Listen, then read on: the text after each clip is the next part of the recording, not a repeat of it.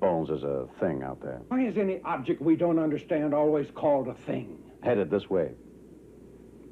I need you. Damn it, Bones. I need you. Badly.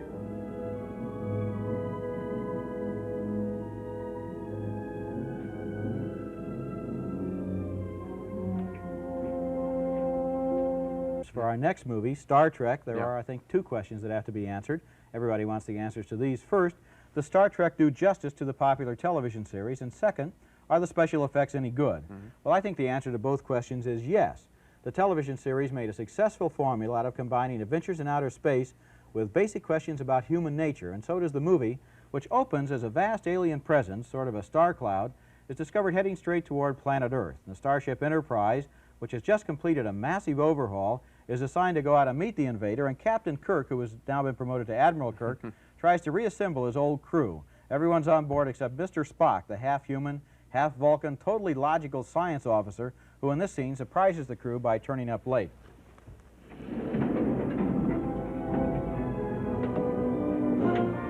Permission to come aboard, sir. Granted, sir, granted.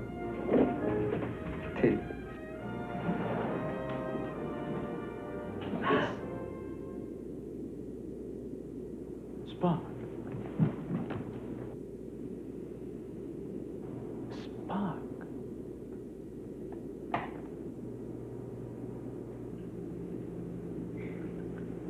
I've been monitoring your communications with Starfleet Command, Captain. I'm aware of your engine design difficulties. I offer my services as science officer. With all due respect, Commander. Mr. Spock. Well, so help me, I'm actually pleased to see you.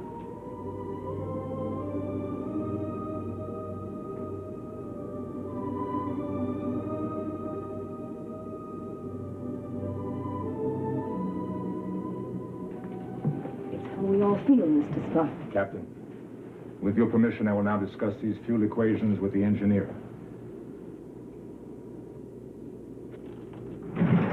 Mr. Spock. Welcome aboard. And so the old crew's back together again, plus a last-minute replacement named Ilea, an alien who joins the crew and then is cloned by the invading space cloud. In this scene, the invaders use Ilea as a way of making contact with Kirk and his crew. I've been programmed by Voyage to observe and record normal functions of the carbon-based units infesting USS Enterprise.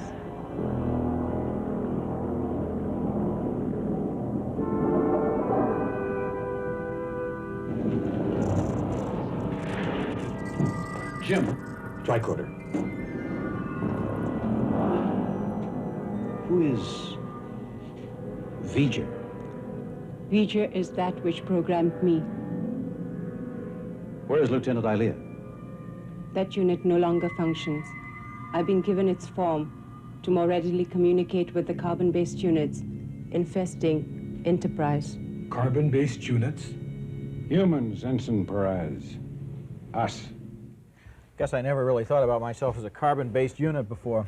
The story of the Star Trek movie revolves around favorite themes of the TV series, which are, what is intelligence, what is life, and in which ways are humans, and Vulcans too for that matter, different from the other beings in the universe. The crew of the Enterprise confronts these questions after they meet the invading alien force, and that leads to all sorts of opportunities for the movie to exploit what we're really looking forward to, which is the special effects. And so, how good are the special effects? I thought they were pretty good. The scenes in the futuristic spaceport at the beginning of the movie are obviously phony, but the stuff in outer space ranges from the adequate to, on a few occasions, the mind-boggling. Star Trek is not as visionary as 2001, it's not as scary as Alien, it's not as exuberant as Star Wars, but it is fun at the movies, and I had a good time. And my mind wasn't boggled once by any of the special effects. I'm sorry, we saw the same effects, but we had wildly different reactions, although, to be fair, you did say at the beginning they weren't so hot. They had a lot of trouble getting the special effects, I think you know this, and they had to change special effects teams. And frankly, all that they got, I think, are just small duplications of some of the stuff in Star Wars, which we've seen so often that we're really, I think, looking for an advance from that now. And so I wasn't really dazzled at all. Do you think, Gino, that we get too hung up on the technology in these science fiction movies that after 2001, after Alien, after Star Wars, the critics in particular are looking at the special effects as kind of a sweepstakes, whereas the audience is really more interested in the movie as an entertainment or as an experience than... You said it right when you were talking. You said the two things we want to know. Is it as good as the TV show, and are the special effects any good? I think they are fairly good. They're not, you're right, they're not as great as 2001. So that's a letdown. Of course you want to see something better that you haven't been seen before. That's the whole basis of movies, dazzle us, especially when they go out to outer space. But on the question of the story, I think that there's a big flaw here. Maybe you agree. There's this black cloud invading. We're set up. That's the major confrontation. So naturally, we wait for 2 hours to find out what's in the cloud and what's going to happen. Who's going to get hit? Who's going to hit whom? Well, it never happens. We get a real letdown here, and we get some of that phony moralizing from the TV show. Guys in spaceships telling us we're human because we love each other or something. Well, I don't think it's phony moralizing. I think that's one of the endearing things about the TV show and about the movie is the way that it kind of looks at human nature in a fairly optimistic way. But I agree with you, they missed the boat by not having a great villain. The greatest thing about Star Wars was Darth Vader. Darth Vader was the most popular character in the movie, and I think here they missed the boat by not having a villain equally as bizarre, as outrageous, or as individual. I don't know. What I'm saying, I guess, is maybe little kids will like it, but I think that even they will be bored because the film just runs on. Okay, well then here we do have a major difference in opinion. You're saying little kids will like it. I'm saying a lot of other people will like it too. I enjoyed it. I think as a movie named Star Trek, the sort of thing we're anticipating, I think this is a pretty good experience. And I was let down. Commanding a starship is your first best destiny. Anything else is a waste of material. Were I to invoke logic, logic clearly dictates that the needs of the many outweigh the needs of the few. Or the one.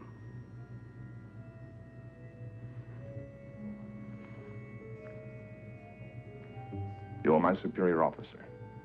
You are also my friend. I have been and always shall be yours.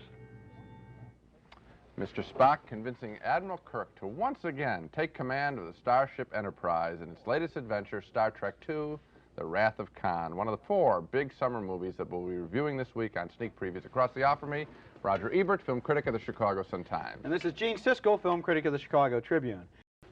Our next film was a very pleasant surprise. It's the new Star Trek movie called Star Trek II, The Wrath of Khan. And as with Hanky Panky, I went in with very low expectations because I don't particularly like science fiction. I was never a fan of the Star Trek TV show.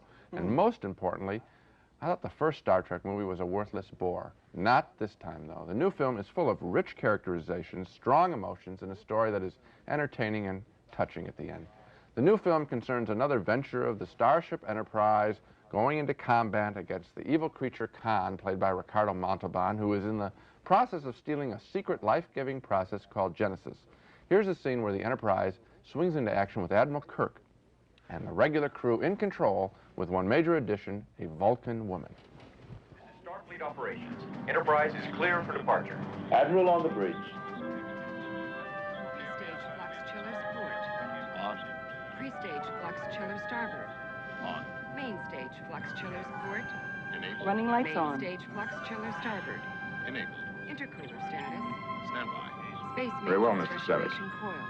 You may clear all moorings. Crystal. Aye, sir. Check. Air equalization automatic on. Check. All moorings are clear, Emergency Captain. shutdown Thank trips. you. Battery relay belts. Check. Lieutenant,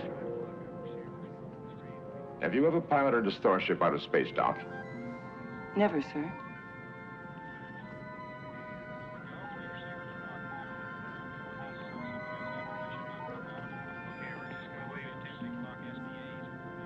Take her out, Mr. Savick. Aye, sir.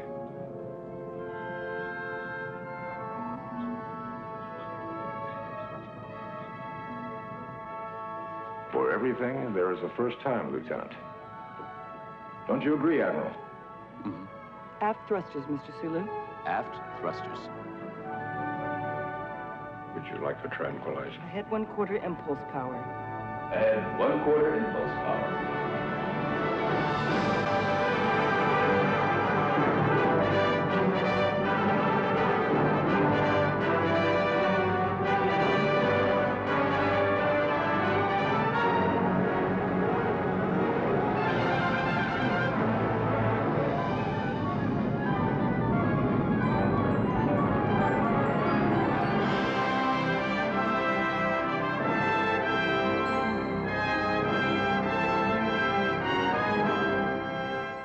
sort of majestic, and that's really the tone of this picture. The action now gets more fierce as the Enterprise comes under direct attack by the evil Khan, Ricardo Montalban, who claims that Kirk, William Shatner, left him and his family marooned on an island, but Kirk is surprised by the attack.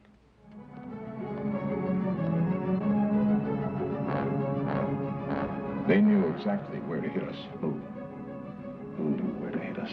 And why? One thing is certain. We cannot escape on auxiliary power. Visual. Zulu, divert all power to phasers. Too late. Hang on!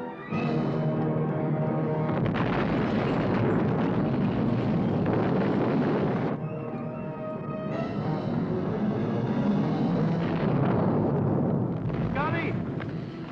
What's left? Just the battering, sir. I can have auxiliary power in a few minutes. We don't have a few minutes!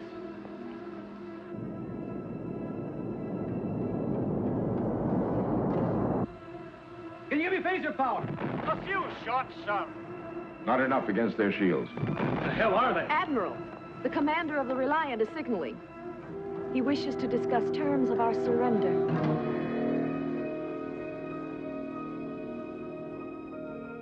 Khan is able to put two of Kirk's allies out of commission, but he doesn't kill Kirk, and he doesn't want to, yet. Kirk. Kirk, you're still alive, my old friend. Still old friend. You managed to kill just about everyone else, but like a poor marksman, you keep missing the target.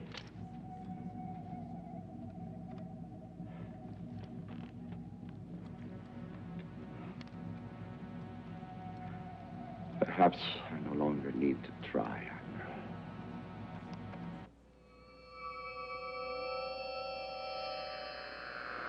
Oh, no! Let go, he can't take it!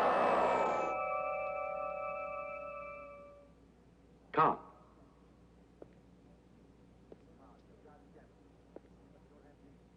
Khan, you've got Genesis. But you don't have me. You are going to kill me, Khan. You're going to have to come down here. You're going to have to come down here. I've done far worse than kill you. I've hurt you. And I wish to go on hurting you. I shall leave you as you left me, as you left her, marooned for all eternity in the center of a dead planet. Buried alive. Buried alive.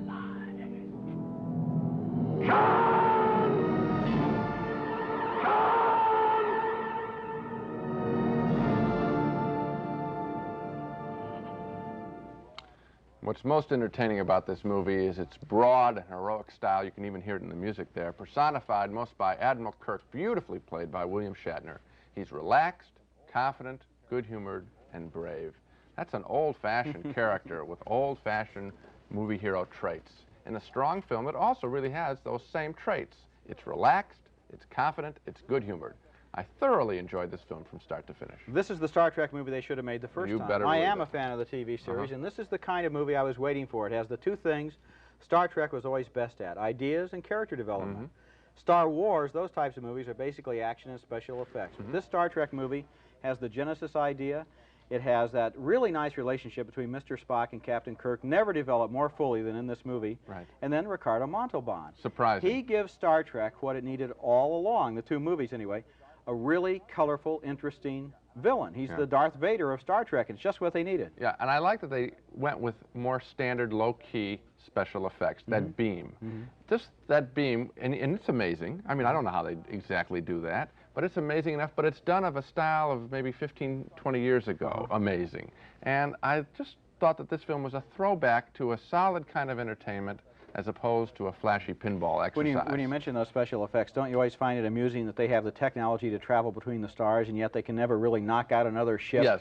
Just a close hit, you know, and there's a lot of I smoke, also and they're shaken up a little bit. There's smoke always there, but it hasn't come through anything. You know, that's another problem, too. No hole in the ceiling. Lots of damage. We'll have to repair the But ship, and the next shot, it's always repair. Very entertaining film. Our next film is Star Trek III, and it's a pretty good sequel, some neat special effects, but more important, The good old reliable characters are all there. Yes, even Mr. Spock, who died in the last film, but, you know, there's life after death in the movies when your movie's a hit. And Star Trek II was a hit. So, Star Trek III called The Search for Spock. The crew of the Starship Enterprise finds Spock back in their lives when Admiral Kirk walks into Spock's old room, and he hears something that sounds like Spock, but it turns out to be someone else.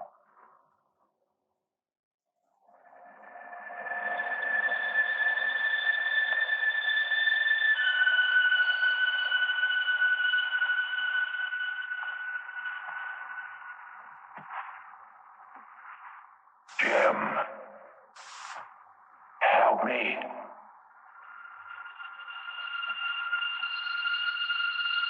You left me on Genesis. Why did you do that? Help me.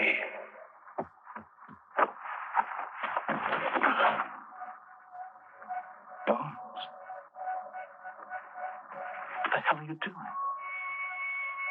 Have you lost your mind? Help me, Jim. Take me home. Bones, we are home. Then perhaps it's not too late. Climb the steps, Jim. Climb the steps of Mount Thalia.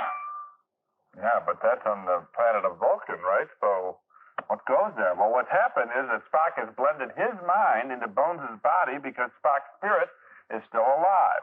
But before Spock is found, the crew must battle the evil Klingons led by a creep named Krug.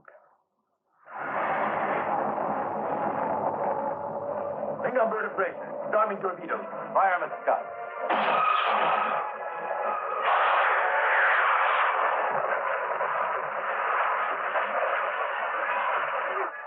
Good shooting, Mr. Scott. Precautionary, Mr. Chekhov. Shields up. Aye, sir.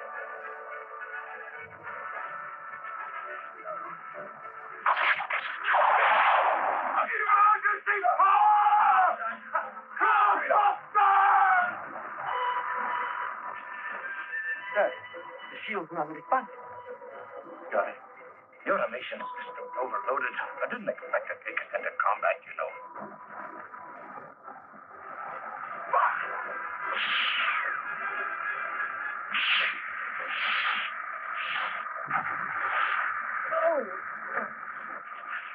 Tough times for that crew. They'll survive. And those special effects, that bird of prey fighter ship looked particularly good, and I thought it looked real good. That's because it was designed by George Lucas's Star Wars special effects team. I enjoyed Star Trek III, except for one big complaint. Spock does reappear at the end of the film, and that's no surprise. I'm sure I'm not giving anything away to anybody. If they call The Search for Spock, what, they don't find him? Okay. But he's only on the screen for a couple of minutes, and then it's all over. I like Star Trek III, but I felt cheated at the end when the words came up, "The adventure continues." I guess we're supposed to believe in Star Trek IV. Well, I wanted to see Star Trek 3.5 right there and then. Well, of course, the adventure always continues, and Spock, in a way, is on screen the whole time because his ideas and his presence and his memory are very important throughout the movie. So I wasn't cheated by the fact we only saw him at the end. I thought this was a good but not a great Star Trek movie. It wasn't as good as the second one. I agree. The first one was kind of a low-budget Star Wars. They had all the special effects. The second one returned to the Star Trek tradition, which is, let's make a movie about ideas and about the nature of humanity and the nature of intelligence. Right. This one is kind of a compromise. There's a little bit of that Vulcan philosophy there, and there's also a lot of special effects, including that really good fight in the volcano planet where Kirk takes on the alien commander. So it kind of had a compromise between the first two. It was good, but it wasn't great Star Trek material. I agree. Absolutely. Well, okay, that's... Gee. Star Trek IV, The Voyage Home, is one of those rarest of birds, a sequel that is better than the original. In fact, I liked it as much as any in the whole series, and it's a good series, particularly Star Trek II. How do they do it? I think by remembering that we go to a Star Trek movie to spend time with likable characters who obviously like each other, rather than, with most outer space pictures, seeing a whole bunch of cardboard characters fighting all sorts of technological creatures. For example, in this mission to save the planet Earth, Admiral Kirk and Mr. Spock and the rest of the Star Trek crew return to Earth to the streets of San Francisco. This scene may remind you a little bit of Crocodile Dundee, this time with a whole bunch of fish out of water.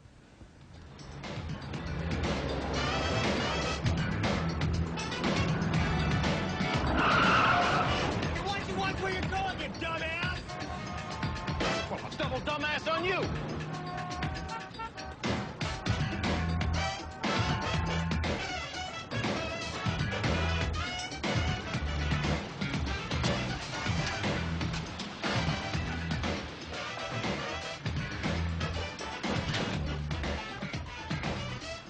miracle these people ever got out of the 20th century. They're still using money. We gotta find something. Spock, the rest of you stay here. And the rest of you break up. You look like a cadet review. Funny bit. Saving the planet Earth requires the crew to find some humpback whales that are being sought by a mysterious space probe. The Star Trek crew soon finds themselves underwater. Lassie, get my arm! You got it? Scotty! I let out! I'm here, Scotty! I'm here!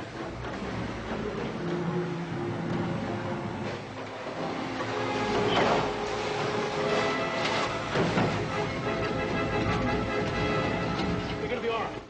That last bit is from the last part of the movie, and that's the least interesting part of the film. The most pleasing part is simply when these familiar characters talk with each other, gently joke with each other. Really, the appeal is not unlike The Cosby Show or Father Knows Best, where we're seeing a family affair on the screen, a family with distinct characters who like each other, and we suspect at some point love each other. I also thought this was one of the very best movies in the series, and it's funny because usually, as you said, sequels get worse and worse and worse. Yes. This one is better and better. I love Mr. Spock.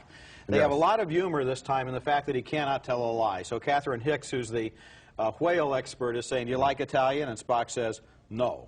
And Kirk is saying, "Oh, yes, we like Italian." "No, no, I don't, you know." "Do you like it?" "No, I don't." That's very funny. And then, of course, the relationship between Hicks and Admiral Kirk is interesting. The fact that she is so emotionally involved with these whales. And only on Star Trek, you're quite right, would you have a scene where you start out in outer space in the 23rd century and winds up in San Francisco with saving the whale. That was one of the things the TV series did so well, was to take a contemporary issue and put it into a science fiction format to make a statement about it. So the movie has heart, it has a message, it's a lot of fun. I think it has some beautiful writing. They can get away, because the characters are true, they can get away with saying lines that if they're thrown in another movie, you say, "Oh, it's just a bunch of, that's phony, it's broad emotion."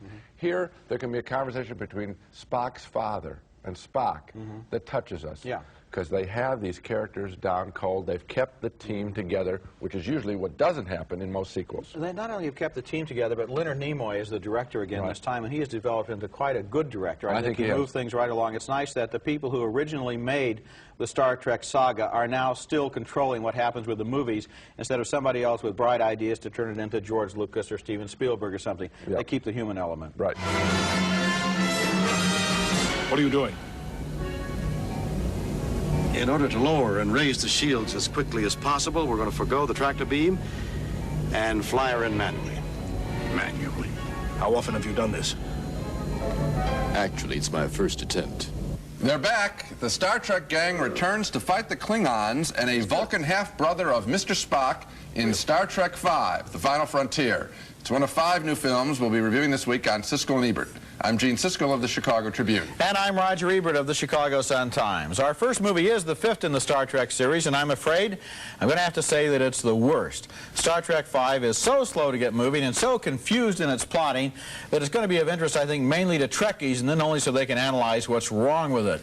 The movie begins with the crew of the Starship Enterprise being called back to the ship on an emergency basis, which means, of course, we find them in the midst of their shore leave on Earth. And here are Kirk, Spock, and Bones on vacation in the single silliest scene in all of Star Trek history. Row, row your boat gently down the stream. Merrily, merrily, merrily, merrily, lightly down the stream.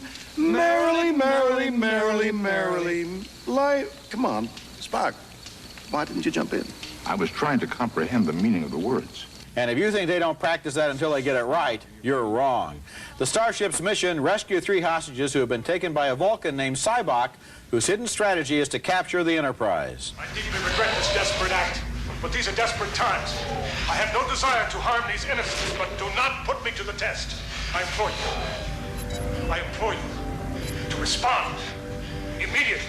Special effects have never been the strong point of the Star Trek movies, but this rough landing qualifies as one of the least convincing hardware scenes in the entire series. Surface prey bearing 105 Mark II. Wilson.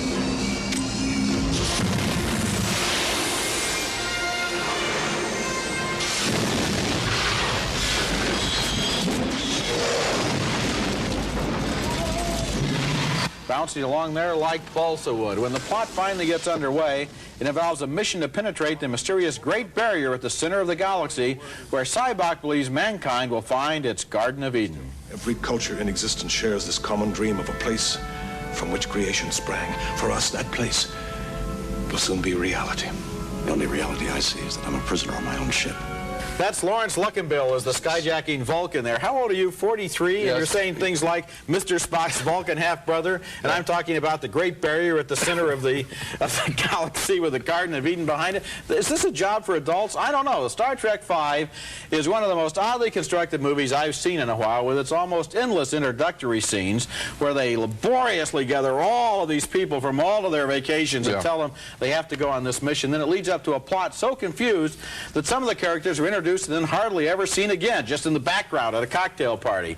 After the Enterprise gets through the Great Barrier and into the galactic center, the story goes completely haywire, and I can think of at least 5 logical questions about what happens there that I doubt if anyone could answer on the basis of anything in this movie. I was also dismayed by the movie's closing scene showing the Enterprise crew and the dreaded Klingons as guests at the same party. I'll forgive them the lousy special effects, but turning the Klingons into nice guys holding a drink and making small talk is going too far. I don't know where to begin, but let me try with, first of all, the presence of a tremendous amount of liquor in this movie. I was astonished to find that basically these guys are more than social drinkers. I'm talking about the Klingons, I'm talking about the crew of the Starship Enterprise. The Vulcans? Everyone's getting sloshed in this film. Maybe they've read the script. It is astonishing to hear these people sing Row, Row, Row Your Boat, and believe it or not, that's the payoff scene at the end of the picture, that they can sing Row, Row Your Boat. I mean, it's not emotional, it's laughable. I think the time has passed for any new developments in the hardware area. They rip off the sequence from Star Wars of the bar with all the grotesque animals. I mean, there's no energy in this picture whatsoever. The movie was, it looks to me as if they started shooting at just about the point they should have started rewriting the script, because it's really out of whack. I mean, the first hour is just deadly dull. Nothing happens. And then when they get involved with the plot, I couldn't understand it. No, it's they bring beyond in me. David Warner, an excellent actor. He comes in, he's introduced, he's a character, he has lots of lines. Then what happens to him? I don't know. There's some heavy editing that had to be done. There were 3 or 4 characters like that in this movie who are introduced and then have nothing to do. There are 3 or 4 storylines that are started out and, you know. And the key, well, anyway, forget about the key questions about what's beyond the Great Barrier, because the key question is, why was it there to begin with? Our next film is Star Trek VI, The Undiscovered Country, probably the last film in the series with the original cast. I have a feeling it's all set up. There's going to be the new generation in number 7. When the film works best is when we simply see this familiar group of characters together in a series of close-ups. You know what? They like each other. We like them for that, and you can't fake that. The story this time, a Russian-American parable with Earth forces finally reaching out to the reeling, evil Klingon Empire, and the Star Trek crew reluctantly escorts them to a peace conference. But Captain Kirk objects strongly. There is an historic opportunity here. Don't believe them. Don't trust them. They are dying. Let them die. Kirk, you'll recall, lost a son in combat with the Klingons, but he swallows his anger and talks turkey dinner, that is, with the Klingon boss. The undiscovered country. The future. The undiscovered country. Hamlet, Act 3, Scene 1. You have not experienced Shakespeare until you have read him in the original Klingon. Naturally, trouble pops up when a Klingon ship is fired upon. The Klingons suspect it's Kirk's revenge and bring him to trial. I offer into the record this excerpt from the captain's personal log. I've never trusted Klingons. I never will. I've never been able to forgive them for the death of my boy. There are lots of nice sentiments in this story. Shakespeare is quoted liberally, and I'm sure the story is very important to Trekkies. For me, I didn't mind it a bit, which is more than I can say about a lot of the pictures in this series. I've kind of grown to like these characters in all their silly outfits. When the picture ends, and they have a close-up, close-up, close-up, I like them. And all the signatures of the cast coming across the screen. Of course, after 6 of these movies, you probably should know that it's Trekkers, not Trekkies, You know and what? that they really get offended when you make that mistake. I know that it's Trekkers, and you I put just Trekker... deliberately thought you'd get it wrong. I don't want... I actually said, you know what? They can't tell me what to call them. Okay, so you call them Trekkies. Okay. I enjoyed the picture, too. And it's a strange thing because of these 6 movies. 1, 3, and 5 were bad. 2, 4, and 6 were good. It's maybe there shouldn't be a number 7 because on this track record it's not going to be a good one. But it does have that elegiac feeling of conclusion there. They've been around for a long time. They've been on television and in the movies together on the Enterprise for 25 years. They know each other. We know them. The parallels between the Klingons and the Russians are part of this thing that they always do, where they find some contemporary political reference and put it into the future, and I enjoyed it on that basis. I really did. It's a nice movie. Report. A quantum implosion has occurred within the Amargosa star. All nuclear fusion is breaking down. How is that possible? Sensor records show the observatory launched a solar probe into the sun a few moments ago. The star is going to collapse in a matter of minutes. The crew of the Starship Enterprise race against time and time travelers to prevent a solar system from exploding in Star Trek Generations. One of 5 new movies we'll be reviewing this week on Siskel and Ebert, along with a remake of a holiday classic, Miracle on 34th Street, and a film about a hitman taking care of a 12-year-old girl. I'm Gene Siskel of the Chicago Tribune. And I'm Roger Ebert of the Chicago Sun-Times. The theory and practice of Star Trek studies has reached such an expert level that I wonder if you'd even be able to understand one of these movies if you'd never seen a previous Star Trek film or TV show. If you walked in cold, you'd probably wonder, who's the Spock they're talking about? Star Trek Generations, the 7th in the series of movies, is an example. It spends a lot of time dealing with the changing of the guard in this continuing saga, where the veteran James T. Kirk has given way to the newcomer Jean-Luc Picard as captain of the Starship Enterprise. Only belatedly do we get into the actual story, which involves a mad scientist who is desperate to return to a strange space energy coil. They say time is the fire in which we burn. Right now, Captain, my time is running out. That's Patrick Stewart there as Picard and Malcolm McDowell as another evil villain. It turns out that his scientist is in league with renegade Klingons. They want power in the galaxy. He wants to return to the energy coil, which is known as the Nexus, and which wraps everyone caught in it up in timeless joy. I love the pseudoscientific gobbledygook here. Perhaps we are tired of waiting. Without my research, the trilithium is worthless, as are your plans to reconquer the Klingon Empire. On board the Enterprise, it's discovered that the scientist is prepared to destroy an entire solar system just in order to slightly alter the path of the Nexus so that he can be reabsorbed by it. Viridian 3 is uninhabited. However, Viridian 4 supports a pre-industrial humanoid society. Population? 230 million, sir. Eventually, both captains, Picard and Kirk, played of course by William Shatner, find themselves inside the tempting Nexus, which realizes their deepest dreams. Now they have a choice to make between bliss and reality. Who am I to argue with the captain of the Enterprise? What's the name of that planet? Viridian 3? Yes. I take it the odds are against us and the situation is grim. You could say that. You know, if Spock were here, he'd say that I was an irrational, illogical human being for taking on a mission like that. Sounds like fun. I was somewhat underwhelmed by the notion of the Nexus, and especially when I realized that a star and all of its planets and millions of living beings were going to be destroyed by Malcolm McDowell simply to steer the Nexus to a planet where he planned to stand on a rickety steel bridge and jump up into it. If he's off by just a few inches, that solar system has died in vain.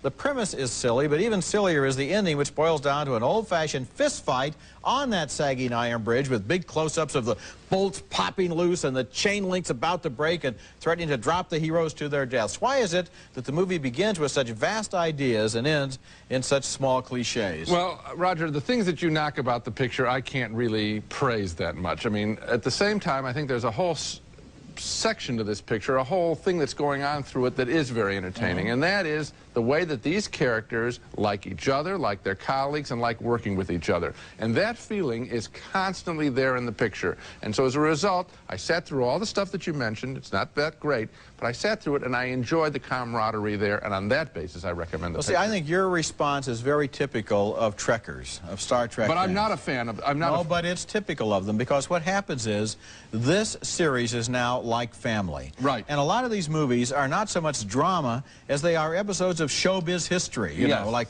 Kirk turns over command of the Enterprise, you know, and, you know, talk about what Spock would have done in a situation like, it's just like a family reunion. And if you really look at it, you know, kind of with a cold eye in terms of just exactly how good of a science fiction movie this is, it's a pretty silly one. I'm not a science fiction fan to begin with, and I enjoy it on the basis of family, and only that basis.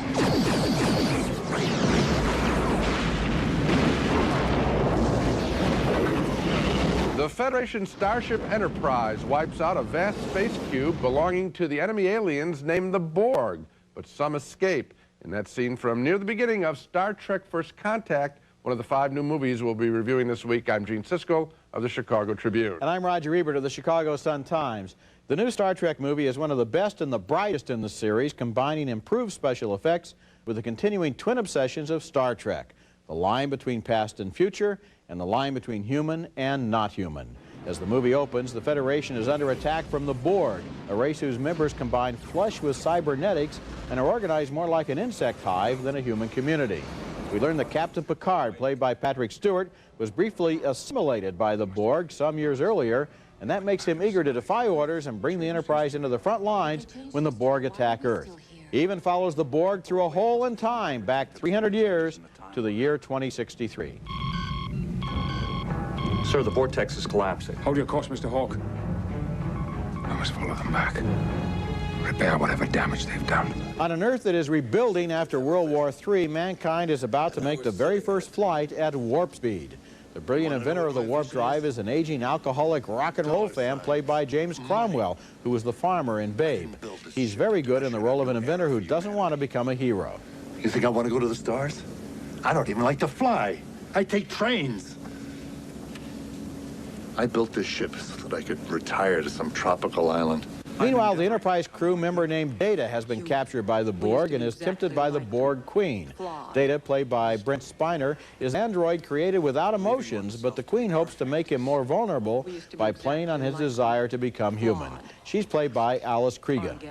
Are you familiar with physical forms of pleasure? If you are referring to sexuality, I am fully functional.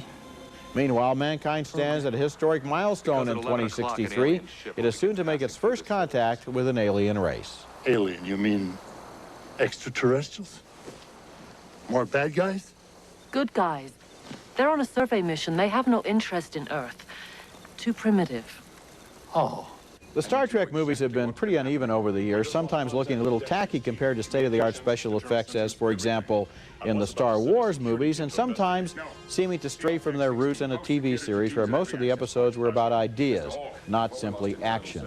But Star Trek First Contact is one of the best in the series, and it does a good job of weaving together past and present, Borg and human, and the launching of the first warp flight with Picard's attempts to save the Enterprise from a boarding party of Borg. There are a lot of good actors in this cast, and they bring a lot of conviction to material that could easily have gone astray. I enjoyed this movie. I enjoyed it too. I think it is the best in the series, and it has been an uneven series, and you're quite right, it has looked tacky here. Everything seems sharper than ever before, including Patrick Stewart, I think. I know it's fun with William Shatner, and he's kind of campy when you look at that whole crew, but Patrick Stewart raises the tension level. You pay attention to him in a way that you don't pay attention to Shatner's group. And the film looks great. I mean, you're studying the shots. You're looking at the detail. You're marveling at reflections in helmets and glass and all that kind of stuff. It is a good-looking movie, and Patrick Stewart is very good, too. And I like the tension between him and Alfre Woodard as the Earth Woman, who's kind of the partner of that nutty professor. And that was interesting. And then you have that tension between Data and the Borg Queen. That kind of seduction, which is a seduction of the mind and of the memory bank, was very And here's original. some more praise for James Cromwell, who is the inventor. I mean, here's a guy who is late in his career now, has hit 2 big movies in a row, Babe and this film, and it must be it's just fun to watch a guy being rediscovered. He's a veteran performer out in Hollywood, and he's got a good character, and he does a good job with it. I wish I had better news. Commander Data attacked us in the mission scout ship yesterday. Rolfo and I have decided to send in an assault team. Data, the android, goes berserk, and Captain Picard prepares to take drastic measures in Star Trek Insurrection. It's one of 5 new movies we'll be reviewing this week on Siskel and Ebert. I'm Gene Siskel of the Chicago Tribune. And I'm Roger Ebert of the Chicago Sun-Times. Star Trek Insurrection is the 9th Star Trek movie, and while the series can apparently run forever, well on into the 21st, even 22nd century, I'm sure this is not one of the stronger entries. One problem, the villains are below par. Another problem, the central question in the plot isn't very interesting. We learn that Data was involved in a secret surveillance of the people of the Baku race who live on a planet that's like the Garden of Eden and have apparently discovered the secret of eternal youth. On the planet's surface, Picard joins a Baku woman, and there's something about the very atmosphere of the planet that means love is in the air. What you're seeing is a computer-driven image created by photons and force fields. I know what a hologram is, Captain. The question is, why would anyone want to create one of our village? Of course, that's Patrick Stewart as the captain and Donna Murphy as the Baku woman, who is, we learn, about 300 years old. Meanwhile, the secrets of the Baku are sought by Rafo, leader of the Sonar race, which is dying out and is willing to use violence to preserve itself. If Picard or any of his people interfere, eliminate them. The Sonar want to forcibly relocate the Baku, which would be against the Federation's core beliefs, its prime directive. But Picard discovers the Federation High Command is willing to bend the rules. Jean-Luc, we're only moving 600 people. How many people does it take, Admiral, before it becomes wrong? 1,000? 50,000? 1,000,000? How many people does it take, Admiral? In protest, Picard leads a revolt against the Federation. Meanwhile, of course, there are battles in space with the usual sparks and smoke filling the command deck of the Starship Enterprise, which most of the time seems to be on fire in these movies. What's inside that nebula cluster? Cometary debris, pockets of unstable Metreon gas. We don't want to go in there, sir. Yes, we do. I'll take it from here, Ensign. One problem I have with Star Trek Insurrection is that I thought the evil Sonar people had a pretty good point. Why not relocate the 600 Baku people if that might mean health and long life for billions of Federation inhabitants? The whole movie, in fact, is less than compelling. It feels creaky as it grinds through a fairly standard plot, and it's shorter than the usual Star Trek epic at only 103 minutes, as if even the filmmakers realized that their material was thin. I don't think it was that thin. I think that speech about relocating in the numbers is pretty profound and in the spirit of the Star Trek films, and it's more profound, let's say, than anything Yoda ever said. And also, I thought the effects. Traditionally, Star Trek films have lagged Star Wars films, for example, in effects. Here, with the heads popping up and some of this, I mean, I hadn't seen that stuff before, and I liked that. And here's something else. I found out who wrote this picture, because I didn't think it was underwritten, or whatever you're saying. It's a guy who used to work at this very television station where we... My heart beats still. Yeah. Michael Piller. I knew him about 25 years ago. I'm not giving it a positive review because of that, but I'm just acknowledging that fact that, you know, there's something in the air that can work. I would say I wanted to move into that planet, and I think that's the drive. Well, you know, it's a whole planet. It has 600 people in it. Why couldn't the Sonar move into another hemisphere or something? I mean, why does it have to be these 600 people or nothing? It seems to me like the whole logic behind this Well, here's where the business. fountain, you go where the fountain is. Well, but also the metaphasic radiation in the rings around the planet, Gene. That's also very important. Yeah, I'd like to be on terra firma rather than in the rings. Okay. Our first movie is Star Trek Nemesis. Now, I must confess that I am not now, nor have I ever been, a Trekkie, a Trekker, or even a Trek head. I appreciate, but I'm not consumed by this franchise. But even if you've never seen an episode of the TV series and its spin-offs or any of the previous feature films, Star Trek Nemesis stands alone as an engaging intergalactic thriller with a lot of spirit and some rousing action scenes.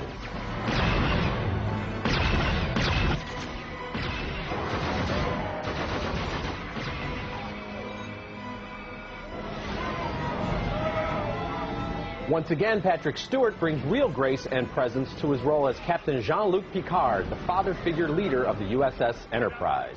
And Brent Spiner is excellent as the nearly human android known as Data. The Romulans have historically been enemies of the Federation, but now their new leader claims he wants a truce. Perhaps it's time to add some illumination to our discussion. Computer, raise the lighting 4 levels.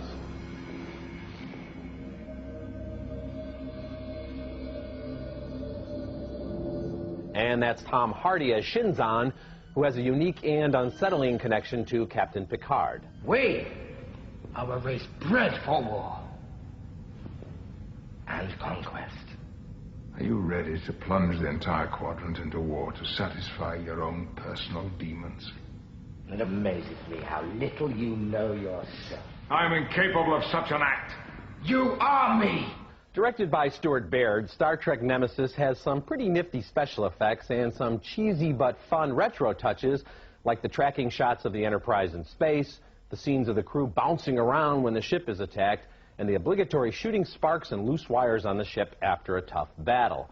I also enjoyed the romance between Commanders Riker and Troy and the whimsical touches Spiner brings to his dual android role as Data and a Data wannabe. I also liked Hardy as the evil villain.